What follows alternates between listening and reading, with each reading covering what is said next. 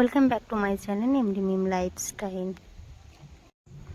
আজ আপনাদের সামনে নিয়ে এসেছি কাঁচা আমের 3 ধরনের আমসত্ত্ব।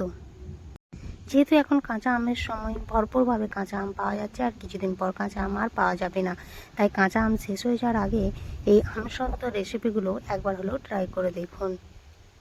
চলুন এই টক ঝাল মিষ্টি কাঁচা আমের আমসত্ত্ব রেসিপিটা দেখে নিই। দেখুন, প্রথমেই আমি কাঁচা আম নিয়ে নিয়েছি। এখানে কাঁচা আম তো আছেই, তার সঙ্গে আধা পাকা আমও আছে। মানে আধা পাকা আম হয়ে গেলেও আমসত্ত্ব দারুণ হয়। তো আমি এখানে 2 কিলোর মতো আম নিয়ে নিয়েছি। দেখুন, আমগুলোর খোসা ছাড়িয়ে আমি টুকরো করে নিয়েছি। আর এই আমগুলো আমি প্রেসার কুকারে 2টো সিটি দিয়ে নেব। 2টো সিটি দিয়ে আপনাদেরকে দেখাচ্ছি। দেখুন আমগুলো কিভাবে গলে গিয়েছে। এই আমগুলো চামচে করে আমি আর একটু ভালো করে ঘেঁটে নেব পানিটার সাথে।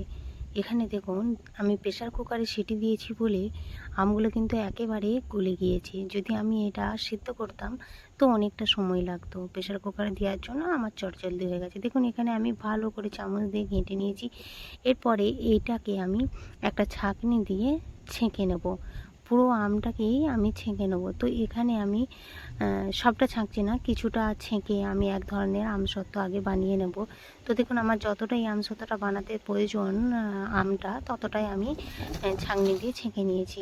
তো এই যে আমের মিশ্রণটা আছে, এতে আমি দিয়ে দিলাম চিনি আর দেবো অল্প বিট নুন, মানে স্বাদ মতো বিট নুন দেবো। আর চিনিটা আপনারা স্বাদ মতোই দেবেন, মানে চেখে নেবেন। একটু টক মিষ্টি হবে তো ভালো লাগবে।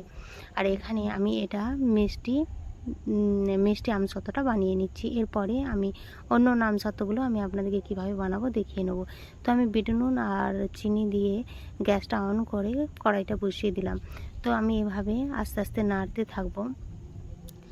আর দেখুন আমি এখানে আমসত্ত্বর একটা গ্রিন কালার দেওয়ার জন্য আমি এখানে ফুড কালার ইউজ করেছি। আপনারা চাইলে ফুড কালারটা ইউজ করতেও পারেন, আবার নাও করতে পারেন। তো আমি যেহেতু ভিডিও বানাচ্ছি দেখার সৌন্দর্যের জন্য একটু ফুড কালার ইউজ করেছি।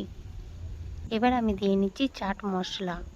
আপনারা চাইলে যেটা জলজিরা বলে বিক্রি হয় বাজারে সেটাও দিতে পারেন, কিংবা আপনারা একটু জিরে, গোলমরিচ আর মৌরি একসাথে হালকা গরম করে গুঁড়ো করেও দিতে পারেন, সেটা স্বাদও দারুণ হবে।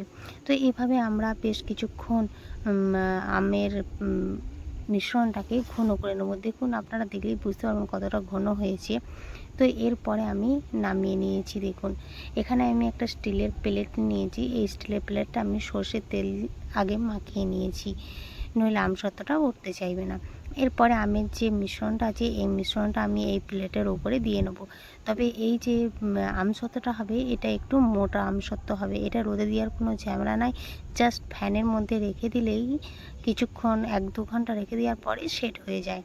তো সেভাবেই আমি এই আমসত্ত্বটা একটু মোটা করে নেব। আমার এখন মনে হচ্ছে একটু পাতলা, তো আমি আরও একটু দিয়ে মোটা করে নেব। আবারও দেখুন আমি বেশ খানিকটা আমের মিশ্রণ নিয়ে নিয়েছি, আর তার সঙ্গে নিয়ে নিয়েছি চিনি, আর গ্যাসটা অন করে দিয়েছি। দেখুন কীভাবে ফুটছে। তো সাবধানে এই কাজগুলো করতে হবে। এগুলো আমের মিশ্রণটা ফুটে আবার গায়ে পড়ে যাওয়ার ভয় থাকে। তো দিয়ে দিলাম স্বাদ মতো বিট নুন।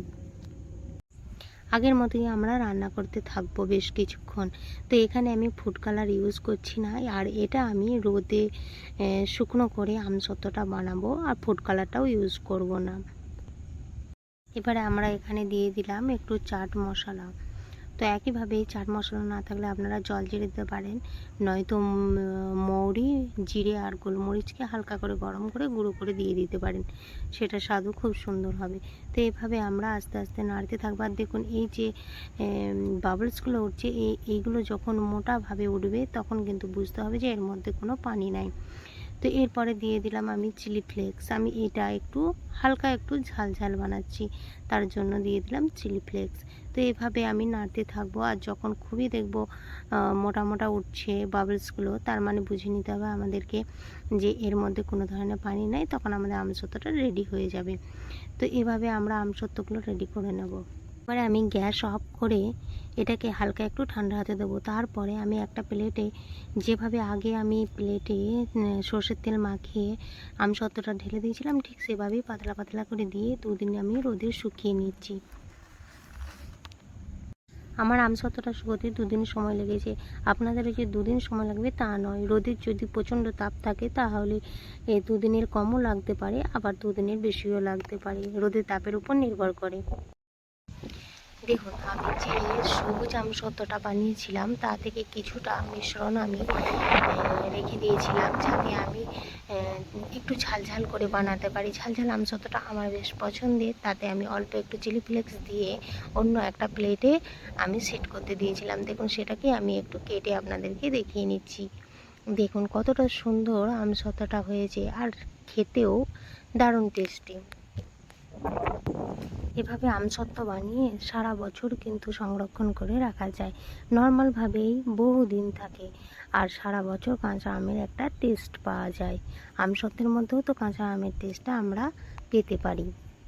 চলুন এবারে যে প্রথমে আমরা আমসত্ত্বটা গ্রিন কালারে বানিয়েছিলাম সেটা দেখুন কিভাবে সেট হয়েছে। দেখুন এভাবে মোটা করে সেট হয়ে গিয়েছে। আমি যে মোটা করে দিয়েছিলাম, আর এটা কিন্তু সম্পূর্ণ ফ্যানের হাওয়াতে ছিল, এটা কিন্তু রোদে দেওয়ার কোনো প্রয়োজন ছিল না।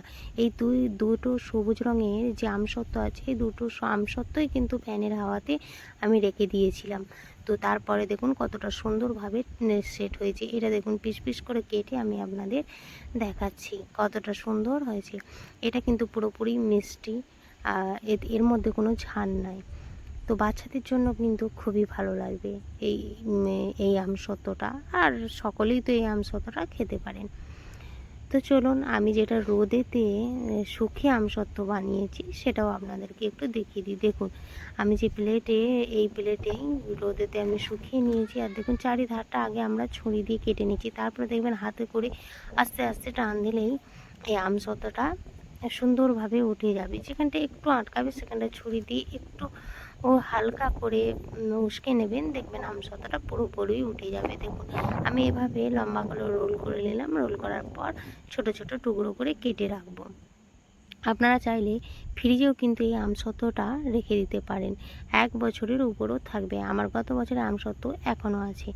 আবার চাইলে এভাবেও কিন্তু প্লেটের লম্বা লম্বাভাবে আগে লাইন টেনে দিতে পারেন ছুরি দিয়ে, তারপরে কিন্তু এভাবে গুটিয়ে নিতেও পারেন। তো যেভাবে ইচ্ছা আমসত্ত্বটা আপনারা কাটতে পারেন। দেখুন 3 ধরনের আমসত্ত্বই রেডি হয়ে গিয়েছে, আর 3টে ধরনের আমসত্ত্বই দারুণ টেস্টি। আপনারা চাইলে একবার বানিয়ে দেখুন।